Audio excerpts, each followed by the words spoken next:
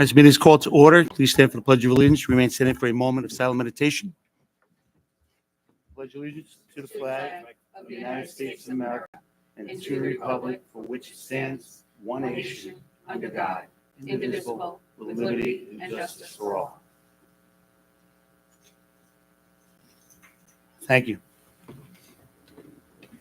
Okay. Obviously, tonight is the budget adoption.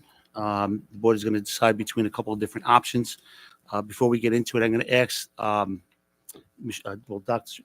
Pelletieri and also Michelle, if you could kind of highlight the different numbers you worked, okay, and kind of talk about what it involves as far as fund balance. All of our budgets, just all of the options, all include a $9.2 million transfer from unassigned fund balance to allow this to come together. So every option includes fund balance, and I know there's some rumors out there that we're going out with a budget with no fund balance, but that's not the case. We're using $9.2 million of fund balance to offset, again, every option. Correct. In each scenario, $9.2 million is being appropriated. It's just how much on top of that $9.2 million are we comfortable appropriating? Okay. So if you could take us through what the 1.92 Okay. versus the 3.49. Okay. So at the 1.92, which is our tax levy, calculated, by the formula that we have to submit with the comptroller's office, that budget, once we appropriate the $9.2 million, we are still showing over a $6 million budget gap. So what we were proposing in the options yesterday when we went through everything was to appropriate an additional just over $3 million in reserves in addition to the $9.2 million in fund balance. And that would still leave us with a $3.285 million budget gap. So we would be required to then look at our programs, our staffing, and make some very tough decisions if that were the budget that we were going to put forward. And the cost for the 1.92 tax levy for the average taxpayer in Sachem, if you were in Brookhaven, you'd be looking at roughly $124 a year increase. In Islip, $136 for the year, and Smithtown, $128. It's important to note that those estimates of what those tax increases would be are based on current year assessed values and current year equalization rates. So come next fall, when the actual rates are released, there could be some swings in there. So these are estimates based on current information that we have. Michelle, can you just clarify who's responsible for those rates?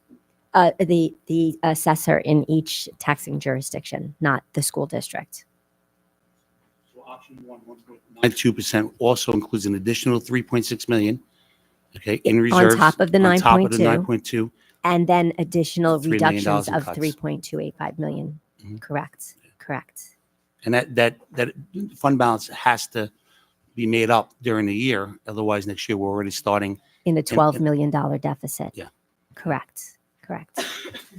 So then moving on to the 3.49%, piercing at 3.49%, as we presented yesterday, that option would require the $9.2 million in fund balance, and it would require $3.1 million in additional reserves and fund balance. But there wouldn't need to be cuts on top of that to make the budget balance. However, we would still need to look at our programs, our staff, because as we just said, we would be going into the next budget cycle with a $12 million gap, and we wouldn't be able to replenish all of that. So we would have to look during the year to prepare for the 25-26 budget. We would have to look at all of our programs, all of our staffing. There would have to be reductions because we wouldn't be able to replenish that fund balance, and we wouldn't want to start that downward trend. Okay. And at the 3.49% tax levy, a homeowner in Brookhaven would be looking at approximately a $225 increase for the year. An Islip resident would be looking at roughly $248 increase for the year, and a Smithtown resident roughly $233 increase for the year. Okay. Now, do you want me to look at? Yeah, if I could offer, Mr. Scott, last night, as we often do, when we take this role seriously, and everyone up here I know does that, we lay in bed at night and fitfully toss and turn and try to figure out what the heck am I going to do about this. And so one of the things I asked Michelle to do when I got up this morning, I scribbled down everything last night to keep a little pad by the bed on my phone, but one of the things I asked her to do was try to come up with a number somewhere between the 349, which I feel some of us are interested in or leaning towards, and somewhere between the 487, where some of us are leaning towards, and asked her to look at a 3.97. Then I had a conversation with a couple of people, and we talked about how the 4.18 is actually right in the middle of the 349 and the 4.87. And what I'd really like to see is us try to come up with a consensus amongst us all that we can all support. And so that's why I asked Michelle to run a 397 and a 418, which were not options discussed yesterday, but upon reflecting on them last night, and I'm sure many of you were around tossing and turning as well, trying to think about a way to get through this as a community, I asked Michelle to run those two options there. So Michelle, would you just quickly go through those two, please? Of course. So at a 3.97% tax levy increase, we would be looking at, again, appropriating the $9.2 million that we did for this current year, but it would require an additional $2.1 million in our reserves in order to close that budget. So again, we would be appropriating in total over $11 million of our reserves. I do not believe that we would be able to make back that full $11 million.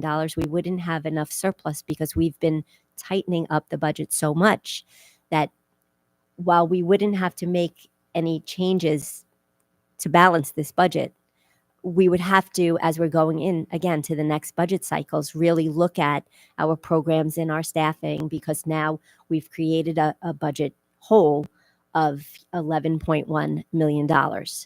But we cannot continuously go to the well of reserves, right? We've lived that. We know that. We have to make changes. We're making changes this year. We're going to have to make changes next year. We're going to make changes the year after that as well. We have to make sure that we tighten our belts and make sure that we're providing the best education that we can while being fiscally responsible. Correct. So at a 3.97% tax levy increase, a Brookhaven resident would be looking at an annual increase in their taxes of approximately $257. An Islip resident would see an increase of approximately $280 for the year, and a Smithtown resident approximately $265 for the year. So then we looked at the 4.18% tax levy increase, and again, the $9.2 million in appropriated fund balance. Now, this option would result in an additional appropriation of reserves of $1.6 million. Now, and again, we're coming down, so now we're at $10.8 million, but we still need to be mindful of the dollar amount that we appropriate this year is the starting budget gap for the next budget cycle. So at a 4.18% tax levy increase, the average homeowner in Brookhaven would see approximately a $270 increase for the year. An Islip resident would see approximately $296 increase for the year. And a Smithtown resident would see roughly $279 increase for the year. Any questions on this so far? And then finally, we ran the numbers at the final option that was presented last evening was the 4.87% tax levy increase. And under that proposal, we would have appropriated fund balance of $9.2 million. It would require an additional reserve of roughly $247,000. So this would be the scenario that closes the gap and doesn't require that much of an increase to the use of our reserves. But what that means for the homeowners in our community, if you lived in the town of Brookhaven, you would see roughly a $315 increase for the year in your school taxes. The Islip resident would see roughly $344, and then a Smithtown resident would see roughly $325. And those were all the scenarios I ran last night. Michelle, thank you. Questions from the board? Do the people at home have an opportunity to see this? Is it something that they're able to see? I can post that to the website in the budget, under the budget link. I will do that with syntax tonight. I think the important thing here is that you have the incremental cost associated with each one of them. So, when you look at, the 1.92% tax levy, which requires us to cut $3 million in, additional, programs and teachers and staff and things like that. Okay. The fact that you put the incremental cost of each one, okay, is because as a taxpayer, I'm going to say, well, how much more is this one going to cost me? Correct. How much more is that one going to cost me? So I think it's important for the community to be able to see, what each one is going to cost them, right through to, above and beyond a regular 1.9%, what the additional costs are going to be.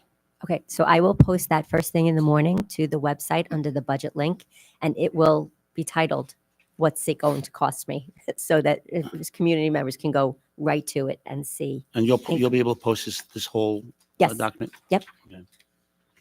Okay. Stephanie? I received a lot of calls today. A lot were saying that we're not doing any cuts and that they weren't in support of piercing the cap because of that. So I don't know if we haven't made it clear that we did make cuts and how many we made. And if we could just give a brief description to the community, because I was at a loss to answer them, because I'm like, we did. Right. And there were concessions and there was a lot of stuff to get to where we are. So we made cuts to approximately 60 positions. Of 35 teachers that retired, we're not replacing 32 of them. Through program adjustments that we have made in some of our departments, we have 8 teaching assistant positions that we're accessing. With our Yeah, no, keep going, Michelle. Oh, with our I've been saying it, and we're not hearing it, I guess, Right. apparently, and we posted it online. Can we put a dollar as amount well. to that? Do you have a dollar amount to all these cuts that we did? I can put We'd have to, together. Do you have it now? Because we can't do it tomorrow, so we need it now. So what's the dollar amount to these cuts? say that again, Mike? How did you come up with that? Yeah, yeah. Right, yeah. right. And I Yeah. explain that. I really think people just hear the numbers and aren't listening to the actual sacrifice. Yeah, there will be over 61 fewer people working for Sachem schools next year than work now. That is Okay. that is a large number. And looking at a 1.92 tax levy would require us to add another 30 or so people to that. And, So and now you're people talking about angry. 90 to 100 people in 1 year. And that is of great concern to me. And we are not prepared for that. And that will, I think, impact us kids.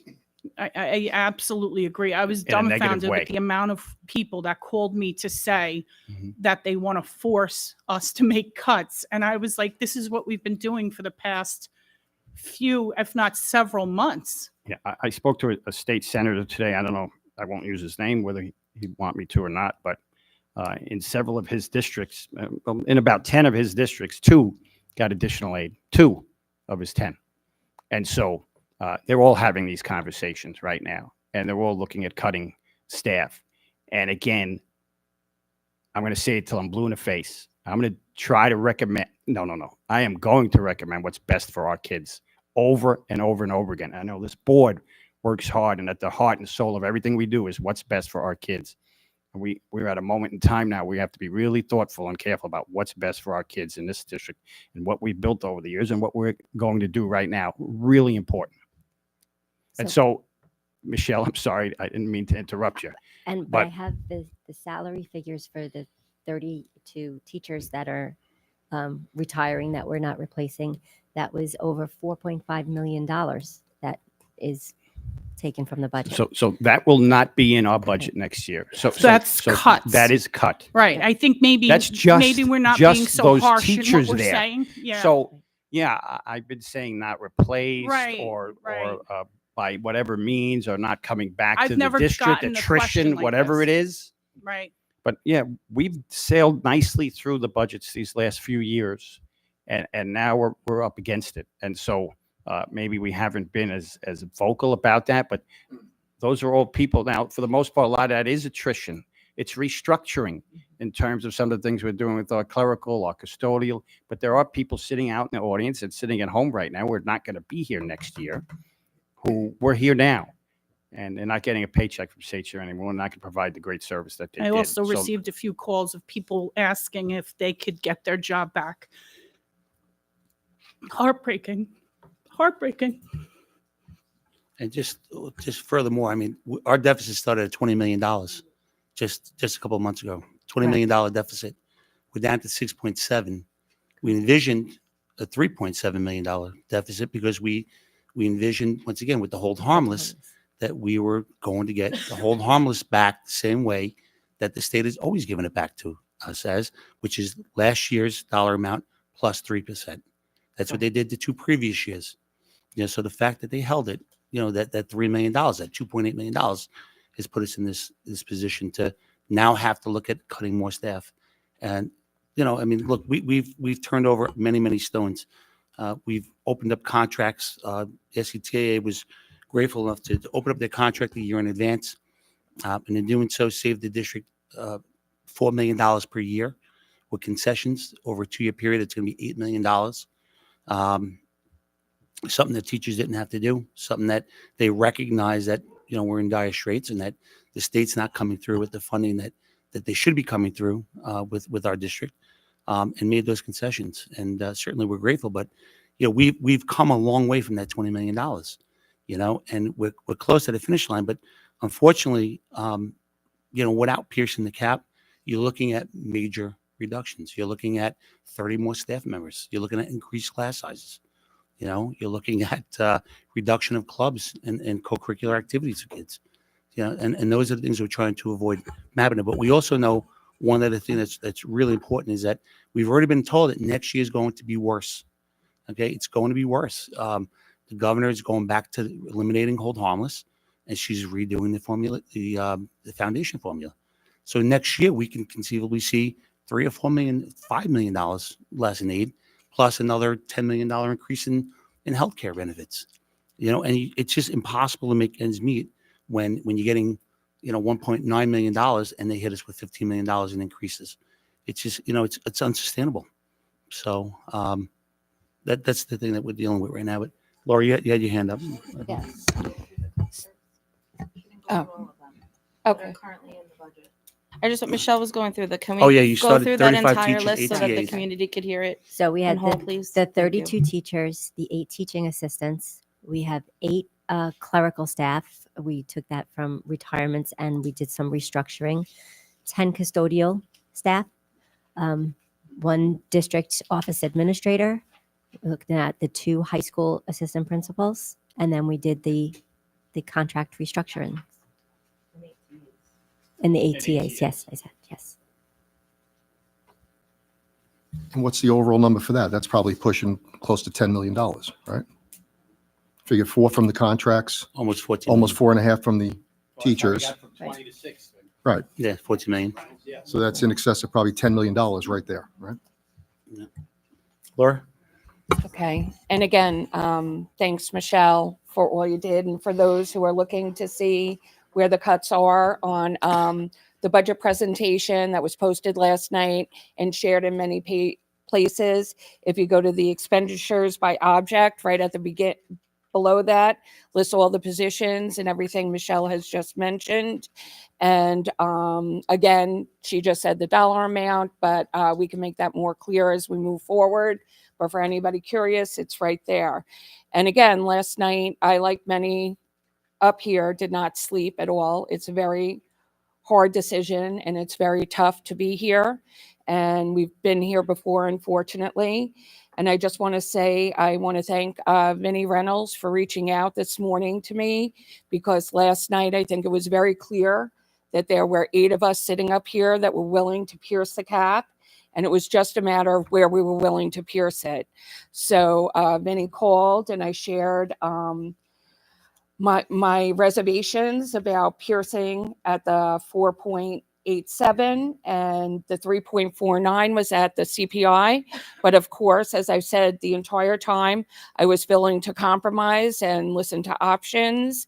And then I reached out to Dr. Pelletieri and I shared that also with him. And he said he would look to compromise. And then Michelle, who's been amazing through this whole time, worked again to come up with all different scenarios and everything to give us other options that sat between the CPI at 3.49 and the 4.87. Because obviously, once we got the state budget numbers and we realized we were getting less, we knew we had to pierce the cap. But I also felt strongly, as I've said from the beginning, we've worked on putting money in reserves so we could use them to weather a storm and then commit to working next year to make sure we are in a better position. And I believe that the 4.18, thanks, Meredith, because I'm blind and have a hard time seeing. It is a compromise, and it's something that I would be willing to listen to, and I appreciate if others. This is what it means to be part of a board of 9. We all have to work together. We all have to recognize the cuts and the sacrifices that have been made, and no matter what, we all have to respect each other if we have different opinions, because having 9 people agree on everything is never going to happen, which is why we're all elected, because we represent all different voices in the community. And I don't want to have my mind shut to negotiations, which is what has gotten us to cut the 20 million already. So although I thought 3.49 was fair, I agree with the compromise at the 4.18. And I think that's still taking money from reserves, money that we'll have to make up. And it's a more livable amount, 1.6 versus what it would have been at the 3.49, and something that I feel we could do working together as a cohesive board with administration next year. So I appreciate everybody. I appreciate Patty Trumbetter for texting me and asking me my thoughts and, where I was at, and everybody really reaching out and talking and working together. So thank you. Okay. Other comments from the board? Meredith? So as I sit here, I still have absolutely no clue which way I'm going to vote. Didn't sleep for a week. This is people's lives. And on one end, it's cuts to our children, which I can't even talk about. And on the other end, it's people who are deciding between paying for medication and an increase in their tax bill. And any way you slice it, it sucks. It just does. And I really, compromise is great. I negotiate for a living. I don't want anybody going home high-fiving, and I don't want anybody going home upset. I want everybody to go home where they can all sit and say, you know what? This board worked hard. Every one of our bargaining units worked hard. The administration worked hard, and the taxpayers are working hard. It's just, there is no really good solution here. As I look at it more and more, people say things like it's pennies a day. For some people, pennies are a lot. For other people, they could walk past pennies on the street and have no problem with it. You can't live in somebody else's shoes, and you can't make decisions based on what you think this entire community is about. Because I could tell you that people that have 2 incomes that are in the 6 figures, they're not going to be as affected by that 4.97 as someone who is worrying how they're going to even keep their lights on, let alone pay an increase in their taxes. Elections have consequences from this board all the way up to the president, and everybody has to really sit and think about that. You have to really understand that every time, the reason I got on this board is because 10 years ago we were in this position, and I heard about custodians losing their job, and I heard about teachers losing their job, and I heard about people not being able to pay their bills. And I was a young mom, and I had kids in elementary school, and I was joining the PTA and happily just la la. And then when I heard all this, I never knew what a board of education did. I've dropped out of high school. I don't know these things. And when I turn around and I hear all these things, I got involved and I went to a meeting where it was a packed meeting, and I actually started a GoFundMe. That's how pathetic I was. I started a GoFundMe for the people who were losing their jobs because I knew nothing about it. Now I'm much more educated. Now I understand that all of these things have consequences, and every single one of these things has people attached to it, houses attached to it, children's lives attached to it.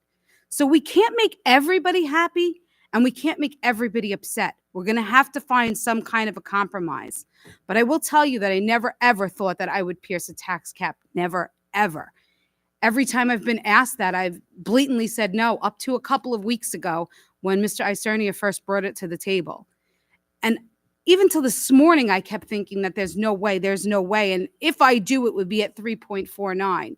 But the more and more I think about it, and the more and more I look at it, it's going to have to be the 3.97 or the 4.18. I can't even think about the 4.87. And for anybody who's going to tell me that that's a penny's difference, don't bring that to my face. Don't bring it to my, seriously, because it's not pennies. And I've been there. I've been evicted from my home. I've had my lights shut off. I've had a 2-year-old and had zero utilities. Can't flush a toilet, can't make a bottle, can't do anything. So don't bring to my face that it's pennies a day, because for somebody like me in that situation back then, pennies meant more than thousands of dollars at the time. So I can't consciously, you will not ever get a 4.8% increase out of me. So whatever you guys are going to put forward, I could probably compromise somewhere more with the 397 than the 418, because again, it's pennies and pennies matter. But we have to be responsible in what we're doing here. We have to make everybody a little bit happy and a little bit sad. We can't just do what we think is going to make everything whole now, because we don't know what the future holds. She's coming for us next year. I know. Everybody said next year will be worse. Everybody's always like, why is HM at the always the short end stick? Because I honestly, truly believe, and this is just my opinion as a homeowner and taxpayer, that Albany's got it out for us. And it doesn't matter what side of the aisle you sit on. Doesn't matter if you're involved in the biggest teachers union that there is and you put lots of money into them. They have it out for us. And so if next year is going to be worse, I would rather it be worse where people's tax dollars didn't go up the full amount. Because if you come to me and you say, let's pierce the cap at 4.87 and we get that passed, and then next year gets worse and you say, great, thanks for what you guys did, but now we're going to smack you in the face again, I can't get down with that. So this is just me, my real conversation. I think that there's just too many people in our community that, like Vinny and I were saying before, we have it from two sides. We have people that have no problem paying these increases and then some. And we have people that are really going to struggle with any increase across the board. So I feel like if this board does vote to pierce a cap, that I do hope then the community will support it. Because if we do vote to pierce a cap, it is with every great intention. It is not to waste money. It is not to frivolously spend. It is because we want to give our children the best possible education with the best possible program with the best possible staff. And you can't do that if you don't have money. And unfortunately, if you don't pass that budget, then everybody fails because everybody's property values go down. Nobody wants to live in a district that doesn't offer anything. Sabrina? That's it. So I would like to ask Dr. Pelletieri and Michelle, since you guys are the day-to-day operations people, we don't run day-to-day operations. Which one of these do you think, A, is going to be... Those should be directed to Dr. Pelletieri, I'm sorry, Dr. Pelletieri. Sure. I know numbers too. Yeah, Michelle really just should Sorry. be. Yeah. So the question is out of these, which do you believe is going to put us in the best situation for the years to come? So, Because we do know it's going to be worse next year. Yeah, I would imagine we'll have reductions next year, Right. let alone stand pat. So I was leaning towards the 4.87 because I think it sets us up for not just next year, but future years as well, and helps us with the careful use of fund balance going forward to be able to weather this storm, which will last the next several years. I do hear people talk about compromise around a 4.18. And again, what I really like to see is our board all together, working together. And as Meredith just said, not everyone's going to walk out happy, but it gives us some protection beyond next year, I think, going out at a number like that. And again, I'd love to see us all get behind a number and be able to do something like that. So if that number at 4.18 is a place where we all could get behind, I'd certainly be happy to get behind that. Okay. Other questions, Vinny? Couple things, Rob. So I've got comments from the Budget Advisory Committee. I don't know, I'd like to read them now Sure. because I think it's important feedback. So the Budget Advisory Committee over the last probably 7+ weeks has got together, went through every line item in the budget, every presentation. This group of community members really was dedicated to, most of them were on it last year. They really dive in. They really care about what's going on here at Sachem. None of them were able to make it tonight, obviously, because of circumstances, people traveling. But they did get their feedback. So we have 6 people on the committee. 5 of them gave me feedback. I won't read line for line, but I'll sum it up. Out of the 5 that responded, 3 of them were in favor of piercing the cap after being skeptical at first. They'd like us to keep it close to the CPI. They don't want to see programs cut. So they understand the challenges we have, okay? But they also want us to start thinking about the district in the future and what is right, class size, things like that, so right sizing. 2 of the members actually said they would not support any piercing. They would go out at the 1.92, and they'd like to see us rip the Band-Aid off right now and start right sizing. And that's a term that we've always used on the committee, right sizing the district. So it's almost split. I think it's interesting feedback because historically they've always been supportive of Sachem in our budgets. I think we've always gone, out with the cap, but this one got everybody to think. And there were a lot of comments about, everything's expensive. We've got to figure out a way to do it. None of these options are good, but it hurts me to say that I'll move forward with either one that pierces the cap, but I'm leaning towards the CPI, closer to the CPI. I think that's a number people can wrap their heads around. Okay. So again, I thank all of the members of the Budget Advisory Committee. They really gave it some thought. They take it serious. And if you think about the people on there, they come from a broad range of backgrounds, right? So it's not just educators. It's not just, certain people. You've got different, professions on there. So they take it serious. Okay. So having said that, again, thank you guys for taking all the calls today. I know there was probably a flurry of activity amongst a lot of us. And I've been back and forth. I actually brought up the CPI index several weeks ago as a legitimate number that people can get their minds around, right? So I'm certainly open to having that discussion. Laura, I think to your point, if there's a compromise there, nobody's going to walk away totally happy. Nobody should walk away totally sad. But I do want administration, and we've got new administration coming in next year. We need a commitment that we're going to look across the board. I go back to my email on March 8th to you, Dr. Pelletieri. I want to review top to bottom of the district, what's critical, what's mandated, what's nice to have, all of that stuff. And we need to start looking at that across the board. And we need to have serious conversations about class sizes and all of those things. So everything's on the table as we proceed. And just a comment to the community. If we go out and pierce the cap, we're putting ourselves out there. You guys need to understand that. If that fails, we're going back to 192, and it's going to be a very tough conversation in about a month and a half. And it's not going to be pretty. That was just a list of some of the things, but there's probably much more that we can comb through. So we need everybody's support to come out and support the budget, whatever we put out there. That's my comments. Okay, thank you. Any other comments? Okay, Meredith? Michelle, can you just make it clear to the community, if we go out with a pierced budget and if it has to pass by 60%, correct? Yes, a supermajority is required, 60%. And if it, God forbid, were to fail, then what's the next step? Then there's a revote in June, and then the board can choose to put up the same budget or a different budget. That's, we would sit back down and really start at square one again to see which direction to go in. And then there would be the revote in June. And then if that budget passes, then that's the budget for the new school year. And if that second budget does not pass, then you're on a contingency budget. Can you explain what that is? Because some people call it austerity. There's lots of different things out there that people think about. Can you explain what that is? So that means that the tax levy to the district can be no greater than it is in this current school year. So I believe it's roughly $3 million that we're getting in tax levy under the 1.92. We would lose that income. So it would be the same levy that we have for this current school year. There are also expenditures that are not considered contingent expenditures that would have to be pulled out. So there couldn't be any capital projects.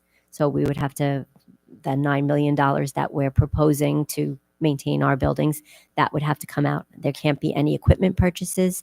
So we would have to pull those out as well. And then we'd have to see where we end up with that loss of revenue and then pulling out those additional expenditures.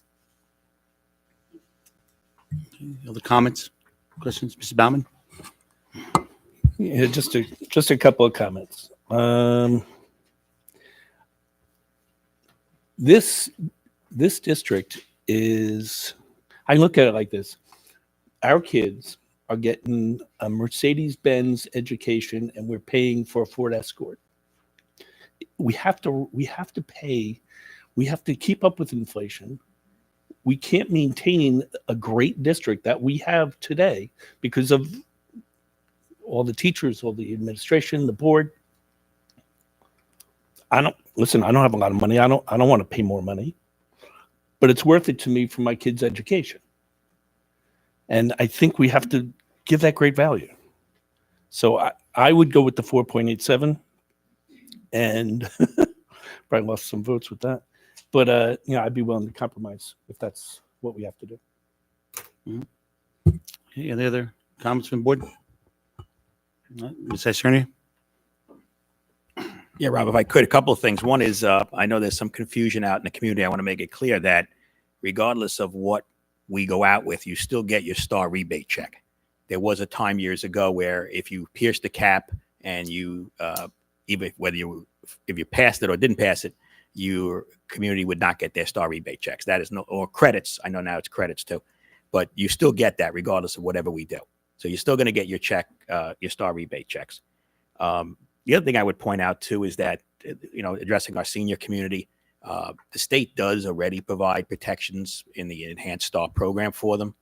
And I also want people to recognize this district alone already did a lot for their seniors just by rejecting what the county and the town did by changing the formula by which income is calculated for the purposes of their senior exemption. We elected as a board that we would not burden our seniors by making them have to include an RMD from their 401k, an IRA distribution. Perhaps they needed a medical emergency and had to take that distribution in 1 year, and that would have kicked them off their enhanced star program.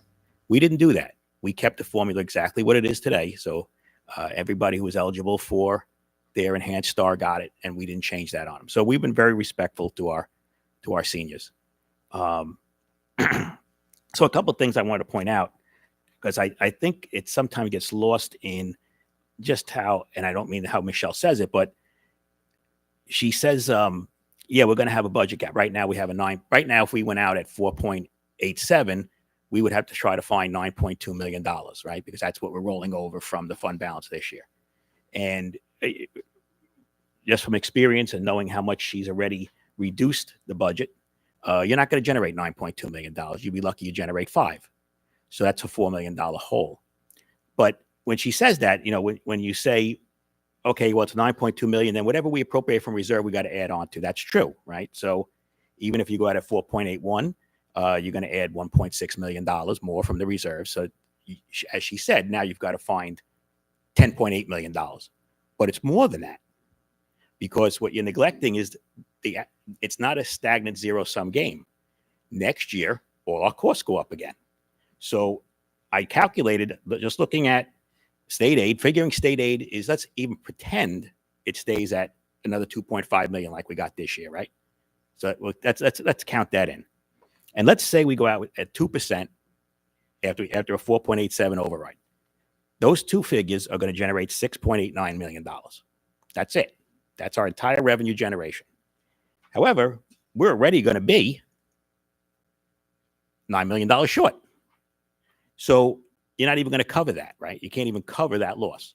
And on top of that, now we had $13 million in change from one budget to next, right? So that's a $23 million hole on day one.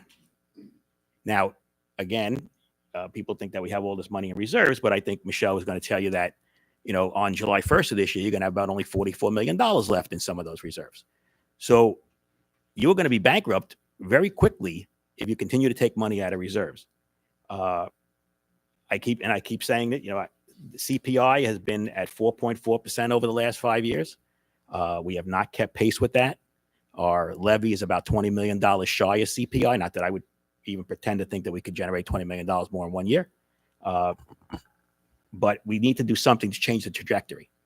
We did everything we could, especially in the things that we can control. I mean, I look at a salary line now that's only going up 1.18%. If all our other increases went up at 1.18%, we'd be at 192 and backfilling our reserves, right? So it's not us, but we have to deal with what the hand we're dealt with, right? I don't like paying taxes again, I mentioned yesterday, although Mrs. Bauman, you weren't here for this line. We're not the U.S. Congress. So anything we do here, we're ourselves personally impacted by. Oh, thank you. We're personally impacted by. So it's not like we're preaching to the choir. We are part of the community, and we're going to feel the same impact they feel. A school district is not a burden. A school district is a blessing. A good school district not only helps your kids, it helps our property taxes. It helps people when they need to sell their home or buy a home. They get a good education for their kids, or they get a high price if they're selling to move. So the healthier school district is part of everybody's, is in everybody's interest. So I still am tending to think that we should go out at 4.87 because I think that experience has shown me we've gone out with zeros and had people vote no. So there's going to be people who are going to vote no. I understand that. I think, though, that if we get out with what we're doing, if Dr. Pelletieri and ourselves and our members who have connections with our PTAs go out to these meetings over the next month and explain exactly what's going on, explain the cuts that we have made and the changes that we've made, and that we're going to be committed. We do have to. There's no question our enrollment's going down, right? What we're trying to do is buy time to have an orderly, controlled descent, right? Without having to do anything drastic or draconian, because as Vinny said, if you got at 1.92, the cuts will be draconian. This will not be the same place you have right now, right? Mr. Scavo and I, we've lived through that. You've lived through that. That is an ugly process. And I think we need to explain that to the community. Not that we want to scare them, but there's very little part of the budget that we can control a cut. I wish I didn't have to give the state $5 more million for healthcare. I don't have a choice though. So it's not, we can't cut that. We only have a small percentage of the population of the budget that we can move. And that, unfortunately, it's usually the things the kids are most interested in. It's their clubs, it's their sports, it's their co-curricular activities. And we really don't want to have to do that. That's going to impact our kids worst of all. So I'm still at 4.87. I'm not saying I can't be coaxed out of that, but I'd want to hear from some more people. Anybody that did not speak yet that wants to talk? Alex? Okay. I'll just say that, I mean, seems pretty early in this conversation, but I think dissent is good. I think disagreement is good. If the goal tonight is to get us all on the same page, I would say get past that through your heads. This board works in a 5-person majority, and if there's 5 people that agree on something, then do it and move forward. But we could be here all night if we're going to wait for all of us to get on the same page. We have too many options, and we're going to go around in circles for a long time. So get a majority and move on. But I would talk till you're blue in the face, but at the end of it, we got to vote. And whatever the majority says, it's got to be. In a perfect world, we'd all agree. We all agree that we should be able to repeal the election of our governor, but we can't do it. So since that, we're stuck here. We agree. Yeah. Okay. Sabrina? It's hard for me because I agree with, I think if we go at the 487, I think it's wrong to say that board members who want to go with that we don't care about the people struggling in this neighborhood. I mean, I know within our own PTAs and our schools, we do everything we can to support our students. Give me a second. So for me, I need to see the future, and I need to make sure that the schools are good for my students, for my kids, but also for the kids to come. I got phone calls too. I had a phone call from a new couple that just moved to Sachem and said that we will pass it. We need these schools for our future kids that we don't even have yet. I think it's going to put us a better position. I think it's going to, again, I'm going to repeat, and I'm going to just go off what Mike said, that it's going to slow that descent. I think ripping off the Band-Aid is not the best for our students. And I would personally go for the 4.87. That's where I'm at. And again, I'll go for it then. If that's not it, then I'll go for the next one. I just feel like that we need to put ourselves in the best position possible. I don't want to raise taxes. Nobody up here wants to. We know times are hard. You know, I sit with my husband and we budget, and we make sure that we're, you know, every month that we're staying within our budget and we're watching the prices go up. And again, I understand that there are other people in a different predicament than I am, but I also have to make the best financial decision for the district that's going to put us in the best position, that keeps the opportunities open for our students, keep our home values up. You know, again, I'm just repeating what other people said. I don't want to take it much more time, but I'm for the 487 and then go from there. I'll raise my hand for anything below that if we don't have the 5 for 487. Stephanie? The one thing that we're not talking about is these tax cuts increases are forever. And these could impact whether someone can keep it stay in their home. And we all know Long Island is no longer affordable. And we can't not compromise and just go straight to the top, because there's people who are going to struggle severely with anything from 3.49, even at the 1.97. So we have to we have to balance having a great district for our kids, but also realize there's a whole bunch of people in our community that cannot afford almost $350 a year increases on their taxes, because we're already unaffordable as it is with just the price of our homes. So I would be willing to a compromise. I was leaning towards the 3.49. You know, I also don't want to create a round and round like Alex said. So if we could, you know, maybe start chopping away. But I'll tell you right now, I'm never going for the higher one. The 5% is way too much for me. So I hope we can make progress and just chop away at this and get to some sort of agreement. Okay, I'll just get Meredith, and then I'm going to say what I got to say, and then we'll put it to a vote.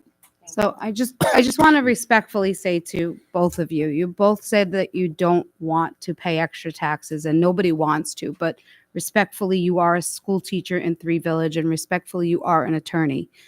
There are plenty of people, none of us want to pay extra taxes, but we have to stop using the word want, because there are some people in this community that cannot. It's not a matter of want. Actually, some of those people would want to pay the taxes, because then they would have the money to pay them. So I just have to ask that when we're having this discussion, we stop using things like nobody wants to pay the extra taxes. There are people in this community that do not have it. And, you know, when people are shoved out of their homes because things go up too much, and it's not just taxes that are going up too much, it's everything's going up too much.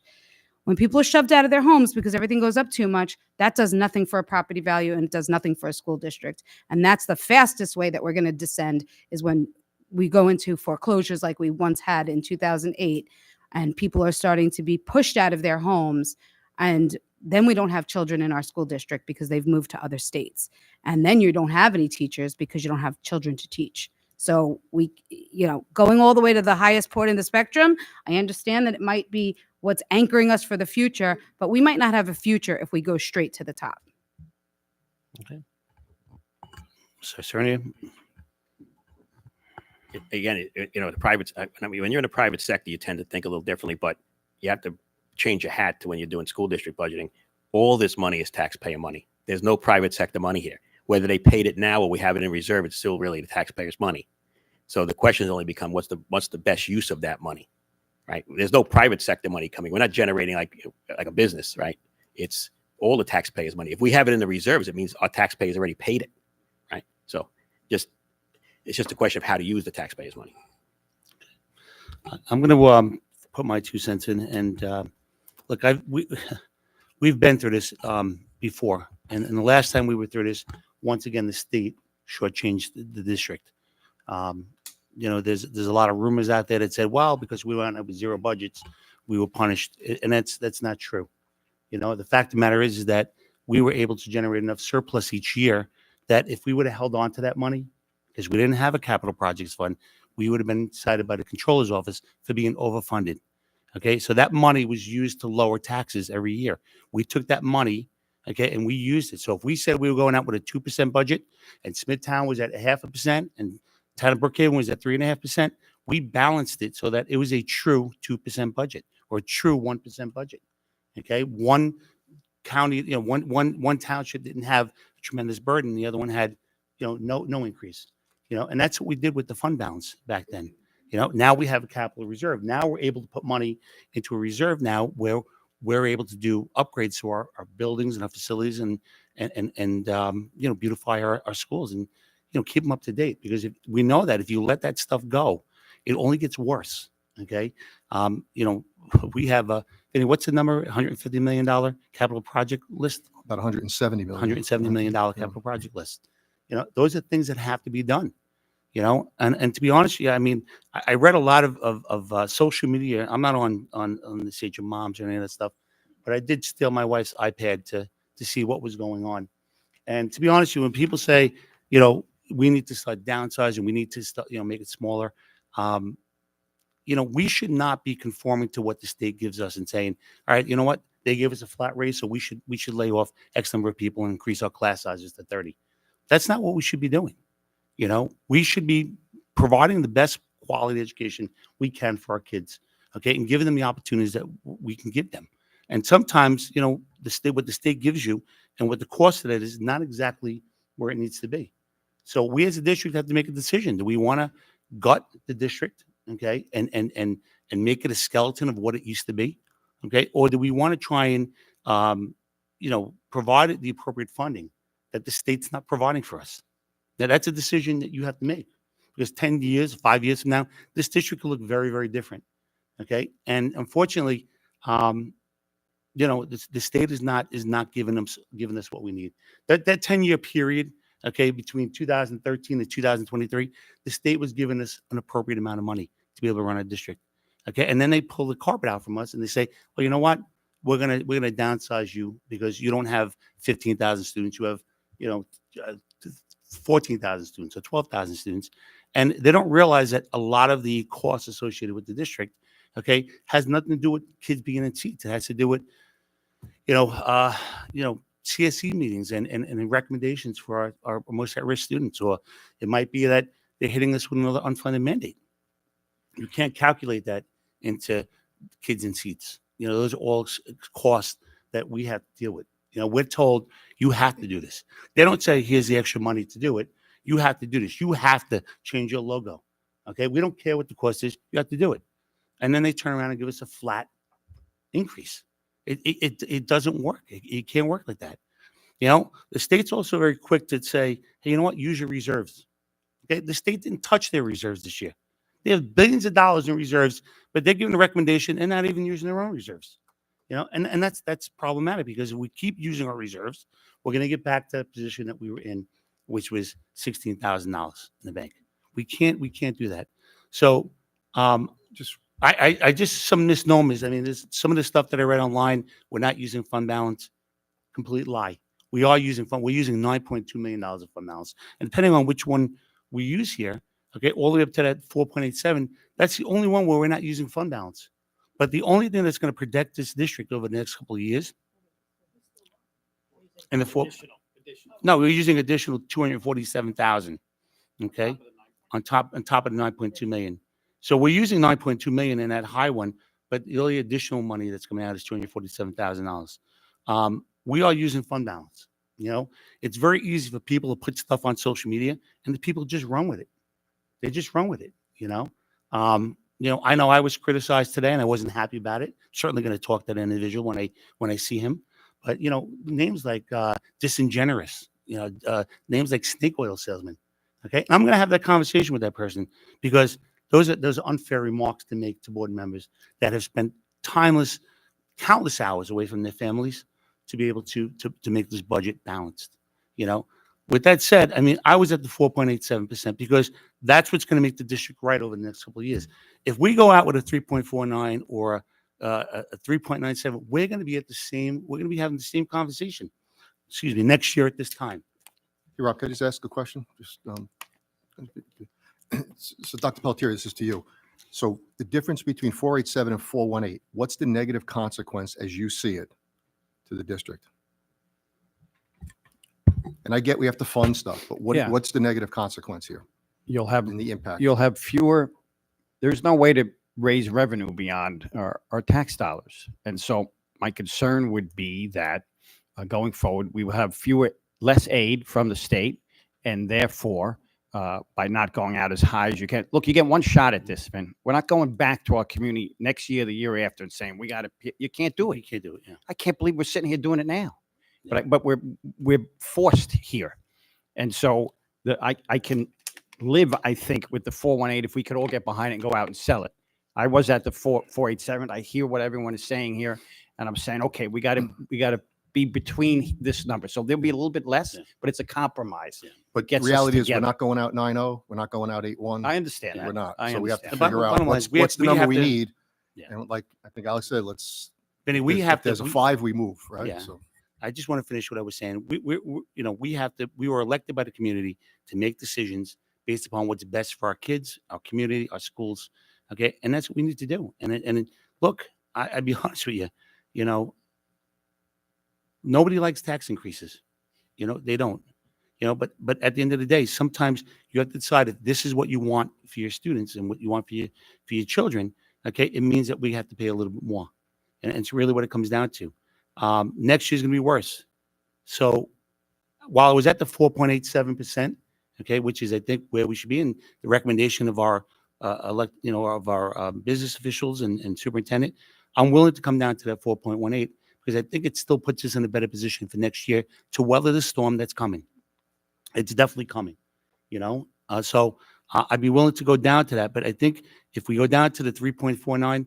We're going to be having the same conversation next year. And as Dr. Pelletier said, we can't ask our community every year to pierce the cap. It's just not something we can do. We can't ask our bargainers every year to open their contract. It's a one shot. We have to do this one time.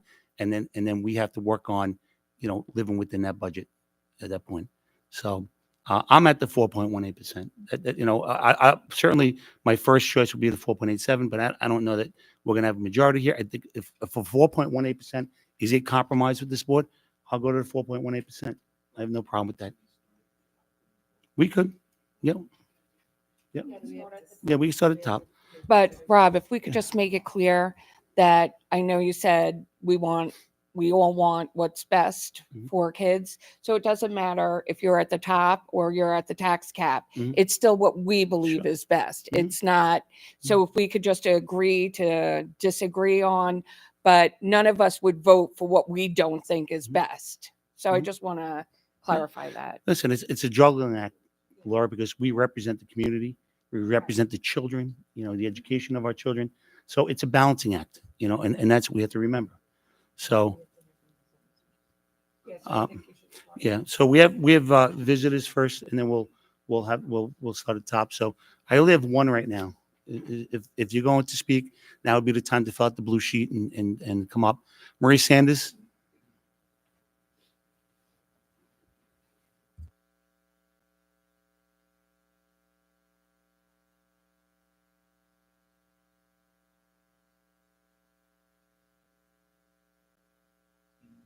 Hello. Oh, did you guys know it's Volunteer Appreciation Week? So thank you so much for your volunteerism. And now the other side. So if I'm hearing the numbers correctly, no matter what we do, we're still hitting the reserves for 9.2 million. And depending on what direction we go in, we're looking at potentially another $6-7 million that we're having to make up. So even if we were to come in at that 4.87, next year we still have to come up with that 9.2 million. So let's assume 4.87, everybody agrees. There is still a significant shortfall next year because though we taxpayers will be paying that additional 4.87, we have to figure out a way to make up that money. Which means, somebody said like ripping the Band-Aid off. At some point we're going to, but the piercing the tax cap, whatever that tax levy on the community is, we will still be paying. So are the cuts going to come now, or are they going to come in a year or in 2 years? We've all said that we know that next year we're going to be in trouble. So we have to decide how and where. There is such a small amount of people from the community that come out that speak to you. And Rob, you said that you don't typically go on social media. I haven't been on much, but I was on one of our pages today, and somebody put out a survey of the community. And so I'm imagining many of you haven't seen it. So I'm going to share some information. There were about 600 community members that responded. And the questions were, it was a survey of 4 things. Either you would support the 4.87, you would support the 3.49, you would support the tax cap, or you would support nothing. The highest number at 69%, 421 people said they would not support, they actually wouldn't support any increase, which is alarming, right? And the reason why it's alarming is because when we put forth this type of budget, and again, each of you has heard from like a small part of the community. We all have, right? Like, how many people are in this room right now? When we put this tax cap, I'd be curious to know, when was the last time that we attempted to pierce the tax cap successfully? Because I don't know. It hasn't been for the duration that I've lived in this community. There were 2 attempts and neither of them passed. My concern as a parent is this. That's incorrect, Maria. Okay. Yeah. It passed once and it failed once. Okay. But it failed once at 58%. Okay. And that was at a time when you lost your rebate check. Okay. If the district did that. So it was a double whammy. Not only were we paying higher taxes, you were losing your $1,200 property tax rebate that you got mid-year. Okay. Yeah. So my concern is this. When you put forth a budget with an attempt to pierce the tax cap, if the people that come out look like the people that are responding to social media, that puts us in so much more trouble. Like, I have to compare it to, for the women that have kids will understand this, right? You go to the hospital to give birth and they say you might need a C-section. So there's an emergency C-section or a planned and coordinated one. We're in that position. If this budget goes forward with a 4.5%, whatever that number is, tax cap increase, and it fails, now you're going into an emergency situation and you have to figure out, you're scrambling to figure out what to do. Whereas the lower this budget comes in, the better a chance the community is going to support it. Not to mention, a lot of the community is upset. They don't understand the numbers. I have read it and I still am a little confused because I hear 9.2 and 3.6. So it looks to me like even with Save Harmless and that 3% that we were anticipating, we were still going to be in a significant shortfall. So even if we got the full funding that we had hoped to get, that I think we all knew we weren't going to get, we were still going to be in this position. Once again, Maria, we were told by our elected officials that she was going to be restoring the hold harmless. But even with hold harmless and the 3%, would we still not have been in It would be $3.7 million or $3.6 million short. That could have been taken out of reserves, okay, along with the 9.2, and we wouldn't be having this conversation. But so that's where maybe I'm confused. Yeah. Like the 3.6, that plus 9.2 is the piece that's confusing me. Did we not account for that needing to be made up somehow? Anytime you take money out of unassigned fund balance, okay, you have to make that money up the following year. Okay, so oftentimes the way you make that money up is you underspend your budget. So let's say we're at, $10 million surplus. We're 97% accurate with our budget. Okay, which is pretty close. So anytime we take money out of fund balance during the course of the year, any money that's left at the end of the fiscal, it's fiscal year for the school, which is July 1, that money then has to be paid back. Okay, So we felt confident. We took 9.1. $9.2 million this year, and we're confident that we're going to be able to pay it back at the end of this year. But next year, taking $9.2 million out and then streamlining every budget line, we may not be able to make that $9.2 million up. And that's the concern we have. So while, like at the end of the day, what I learned from reading, I don't know, 377 posts, and I did read a whole bunch of them, is that most of the people, were not familiar with the discussions or the data or the information that was actually presented. Meredith, I know you responded beautifully on there to try to explain to people. But the reality is that most people don't understand. The people that understood it are the people that came to the meetings, watched the meetings, followed along during the whole budget process, and they understood what we were facing. And there was a lot of, there were people on there that they'd say, yeah, I would support it because it's important to, to fund our children's education. But there were people that would no, no, no. I'm going to be honest with you, and I know that you're passionate about some of the co-curricular clubs we have here. Next year, we see another increase the way we're at. There's not going to be clubs, and we get another flat increase next year. There won't be clubs in this district, and it's going to impact people. So rather than being reactive, we're trying to be proactive, and trying to set that number higher so we could weather the storm, whether it's 3.49, 4.18, 4.87. But the thing is that, we have to be able to come up with a plan for the next couple of years. As Vinny said, not only streamline things as best we can, but to be able to make sure that we have enough money within our budget to support the things that we do here in Sachem. Because I'm going to be honest with you, if the budget fails and we have to go to that 1.92%, I'm sure that a lot of the people that said they're voting no, when something's cut that affects their child, they're going to be the first ones here complaining. And I know this from experience because I've lived it. People coming to the board meetings in 2013, cut transportation and cut kindergarten because they don't need transportation. They're walkers and they don't have kindergartners. So there's no shortage of folks out there that are willing to give somebody else's piece of the pie away. That's always going to exist. But as a board, as volunteers, we're trying to get ahead of that.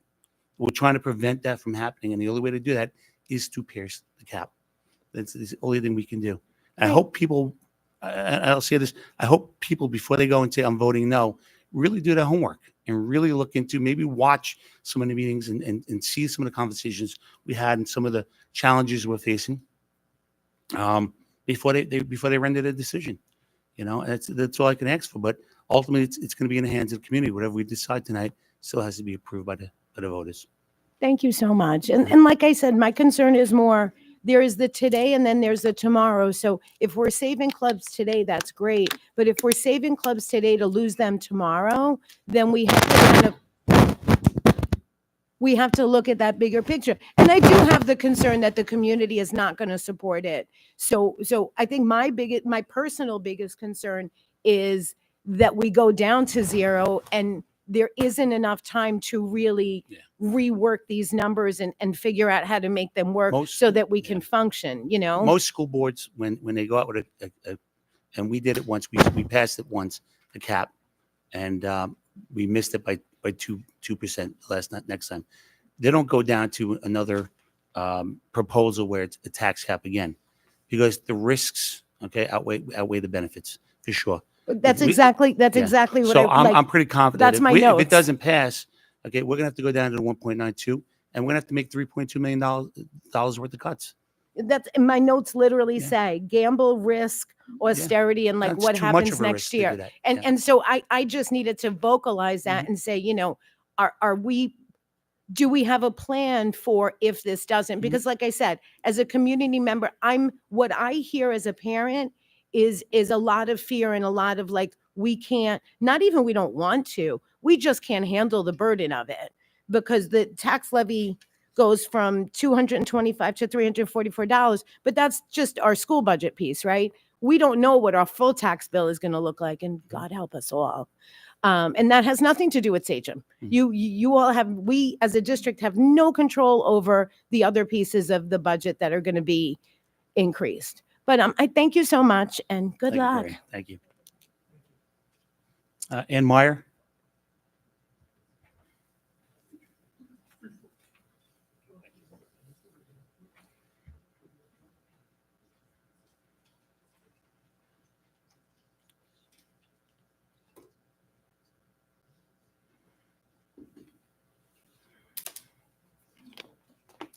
Hi, I'm Ann Meyer. I am a community member and I'm an educator as well. I did see that post today by an anonymous member about the choices and the 69% of people who said no. None of their names have been on a board meeting attendance sheet. A lot of them have not been watching virtually or anything. A lot of them have no clue as to what we have done as a community, what Sachem teachers have done by opening up their contracts and giving back $4 million and another $4 million next year. So when you think about that, that is a plus for next year. I would 100% vote for the highest, the 4.87, because it's what the future of my own children are going to be. It's what my niece's children are going to be. I can pretty much guarantee, and I understand we don't want taxes to go up. Taxes go up regardless of whether or not we want them to go up. They're going to go up, and they do. I have to struggle myself as an educator. Yes, I make a good salary, but I have a lot of overhead in my house. So I have to cut back on certain things. Every household can do that. I understand sometimes it's pennies, sometimes it's 5 cents, 10 cents. I see so many people at 7-Eleven, at Starbucks. You can cut in certain places to make this okay. It is less than $1 a day at the highest one. I understand some people, I have my parents living with me, okay? So I had to put on an extension on my house, take out another mortgage on my house. So I understand what it's like to struggle as well. But I'm going to go and I'm going to vote yes because of my children, because of they're the ones that are going to be making the decisions for us when we get older. We need to do what's right for the students now and for the students in the future. If there's going to be trouble, then we need to go out at the best we possibly can now. And if it votes no, then let's pray, number one, that we can go out and we can sell it. Because that's what has to be done. Because then it's going to be over. There's not going to be any more reserves. And then what happens? Sachem is, nobody's going to want to live here. And yes, if I don't think people are going to be leaving in droves. I honestly don't. Because I won't be. And I struggle just as much as the other person. My sister lives across the street from me. She has no more children in. She will vote yes. My elderly neighbors will vote yes. Why? Because they see all the kids in the neighborhood. They see what is best. I live on Mr. Cernier's mother's block. She's voting yes. Ann Connie, who just lost her husband, will vote yes. Barbara Catrone will vote yes. None of these people have children anymore in the district. And every one of them will vote yes. That's really all I have to say. Thank you, Ms. Meyer. Okay. Any other speakers? No more speakers? All right, so what we'll do is we're going to take a leaning. We'll start at the highest number first, okay? We'll start this way, and then we'll come back this way. The highest number first, and we'll see where we're at with the board majority. So Ms. Cerny at the 4.87. You're a yes. Okay, Meredith? No. Okay. No. Laura, no. Okay, yes. Sabrina? Sabrina's a yes. Okay, Alex? I'll pass. Okay. Matthew? Yes. You yes? Vinny? Oh, Stephanie, I'm sorry. I don't have to vote. I'm okay with it. No. Okay. Vinny? I'm at a yes, but, I'm willing to compromise. I'm willing to compromise. I'm willing to go to 1.8 to meet, so the board can get behind the 4.18. I'm sorry, 4.18. Yeah. I'm willing to compromise. I'm willing to, because I think that's still going to help us weather the storm next year.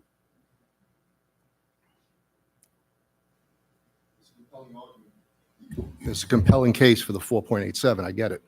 So I left here last night with that in my head. Had a lot of conversations today. So yeah, I'll move on the 4.87 if that's best for the district today and going in the future. I know it's not going to make some people happy, but yeah. That's 5. Okay. All right. That's 5. I mean, look, like I said, I mean, that's a leaning. We didn't put it to a vote yet, but that's a leaning. I mean, is there anybody that, anybody from that voted no be willing to come up to 4.8, 4.18? No. Laura, no? No? Alex? In other words, if we compromise, okay, the people that were at lower numbers, if we're willing, will they be willing to come up to a 4.18?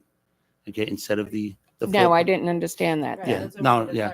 Okay. So we, if we can get the entire board together on this, okay, would you be willing to go from the 4.87 to the 4.18? I'm at the 4.18. You're at the 4.18. Yes. So Laura, you'd be a yes on that. Yes. Meredith? I will very sadly be at 4.18. Meredith? Okay, Michael? Everybody wants to pass? Sabrina? You're at 4.87? Alex?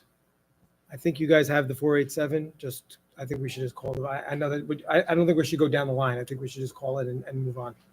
And Happy? I'll agree with. Okay. So if I pull my name out, all right, I'll pass on the 4.87. Then we don't have a majority. Yeah. So the point is to get the whole board. I'm still at 487. 4.87? Okay. It's 4.87. Okay, so we have the resolution. Yeah, no, I commend your efforts to trying to get a larger board majority. So together. I get it. But Okay. I think if we've got the 5, let's take the vote and be done. I want to be heard though, because everybody else gave their opinion. I would go to the 4.18 just to save the community some money. I mean, that's, we can't have everybody else give their opinion and then you ask this and then we shut it down because, other people aren't agreeing with you. But I would have gone to the 4.18 as well.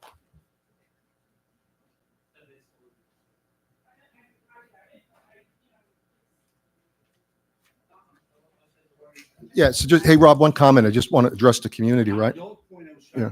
Trying to bring the board together, Yeah, community, I get it. and yeah. Just one comment to the community and public. I think I one of the women appreciate it, said Rob. that she's got neighbors that are going to vote. If we do this, you got to get 2 people, they got to get 2 people, and they got to get 2 people. And you got to hit the streets to get this passed. You see, we're putting ourselves out there, right? And again, we go back to 1.92, nobody's going to be happy. And we will make those hard cuts. Everybody's going to walk out of here crying. I guarantee that. So. Yeah, and I just have to caution the board too, when you're ultimately going to adopt your budget, there's constraints on what the board can do in terms of partisan activity, in terms of supporting that budget. You can't do it as collectively as a board. You can't use district channels of communication to do that. You certainly can communicate it as individuals. You all are community members and you have the right to be able to advocate as individuals. So I just want to clarify that those comments that were made tonight by individual board members was made in their own capacities as individuals, not as members of the Board of Education. Okay. Mike, you had a comment? Yeah, I just want to say, look, I thought this conversation was excellent. I thought everybody's views were excellent. So in my mind, we worked together and we came to whatever the majority wanted. It wasn't I don't think anybody ridiculed anybody or thought anybody's ideas were not good or positions weren't good. So even though you couldn't get 9-0, and I appreciate you trying to get 9-0, I think we had a great conversation here just now. I mean, I heard a lot from a lot of people and we heard from the community. Okay. We're going to go out 4.87. I think the difference going out 4.18, 4.87, I think it's going to pass. If it's going to pass, it's going to pass at one, it's going to pass at the other. So I say we go with 4.87 as we decided, but I think we worked together. I don't think that there was any animosity here. I don't feel any animosity towards anybody. So I think we did a commendable job. I think we explained to the community everything we could in all our different positions, and that's why there's 9 of us, and we go out as the board went 4.87. That's what it is. We have a resolution for number 2. Yes.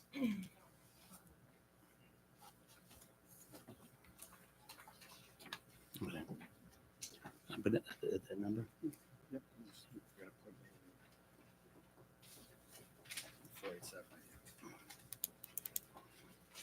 I see. Yeah. Okay, item 2 is the adoption of the 2024-25 budget adoption.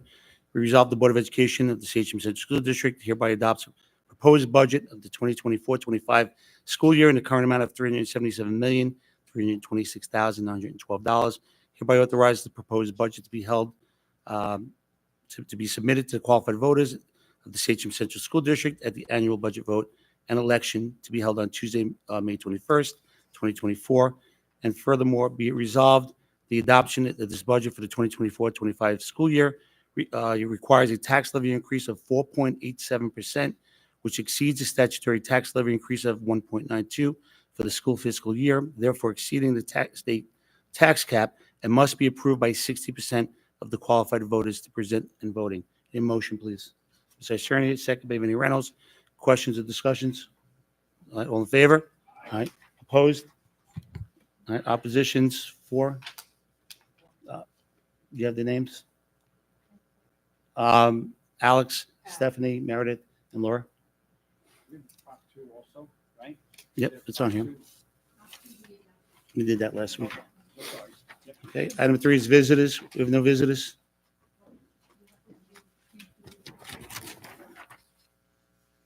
Oh, 2B, okay. I need a motion to adopt the property tax report card. And 2B, Alex, second by Vinnie. Questions or discussions? All in favor? Opposed? Motion's carried. Item 3, visitors. All right, visitors. Okay, any motion to adjourn? Okay, Matthew, second by Vinnie. All in favor? Opposed? Motion's carried. Thank you.